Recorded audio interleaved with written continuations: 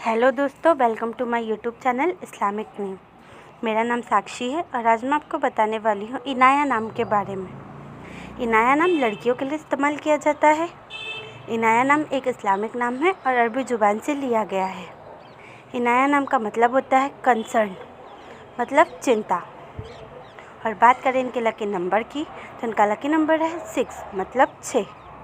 बात करें इनके लकी दिन की तो इनका लकी दिन है फ्राइडे एंड मंडे, मतलब शुक्रवार और सोमवार। और बात करें इनके लकी कलर की तो इनका लकी कलर है ब्लू, ग्रीन एंड वाइट, मतलब नीला, हरा और सफ़ेद। और बात करें इनके लकी स्टोन की तो इनका लकी स्टोन है एमराल्ड। एमराल्ड का मतलब होता है पन्ना। पन्ना हरे रंग का काफ़ी सुंदर और चमकीला रत्न होता है। लकी मेटल्स की बात करें तो इनका लकी मेटल है सिल्वर, मतलब चांदी।